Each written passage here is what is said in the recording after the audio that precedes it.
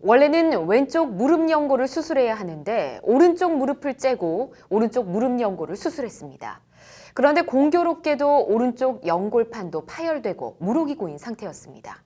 이 의사의 수술은 의료과실에 해당할까요? 결과적으로 어쨌든 아픈 부분을 수술했으니 의료과실이 아닐까요? 오늘의 판결은 의료과실 이야기입니다. 경기도의 한 병원 정형외과 의사로 근무하던 47살 A씨는 지난 2015년 12월 30일 왼쪽 무릎 관절의 연골판이 파열되고 무록이 생긴 환자 31살 B씨에 대한 수술을 집도했습니다.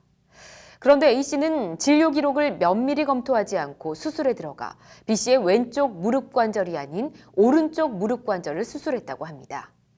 일이 공교롭게 되느라 B씨는 오른쪽 무릎 연골판도 파열된 상태였습니다. 검찰은 A씨가 한 수술은 환자의 사전 동의 없이 신체의 완전성을 해치거나 생리적 기능을 훼손한 것으로 실제 수술 여부와 상관없는 상해에 해당한다고 보고 업무상 과실치상 혐의로 A씨를 기소했습니다.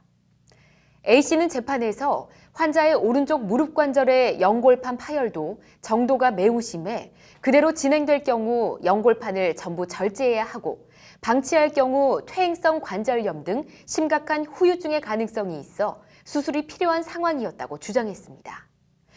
결과적으로 호전되긴 했지만 어쨌든 의료과실이라는 검찰과 결과적으로 호전이 됐으니 과실이 아니라는 의사. 법원은 1심에 이어 2심에서도 의사 A씨의 손을 들어줘 무죄를 선고했습니다.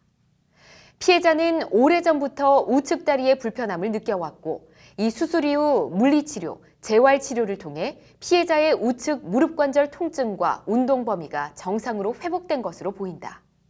이 수술이 전혀 필요하지 않았다거나 수술 이후 상황이 악화됐다고 볼 만한 증거는 전혀 없다.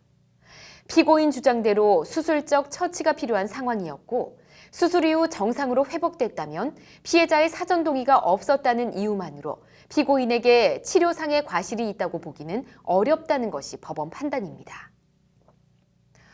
만약 오른쪽 무릎을 째고 열었는데 멀쩡했다면 이 의사와 병원은 어떻게 했을까요? 슬그머니 다시 덮고 왼쪽 무릎을 다시 수술했을까요? 아무튼 결과적으로 환자 B씨는 아픈 양쪽 무릎을 다 치료하게 돼 다행이긴 한데 뭔가 뒷맛이 개운치는 않습니다. 오늘의 판결이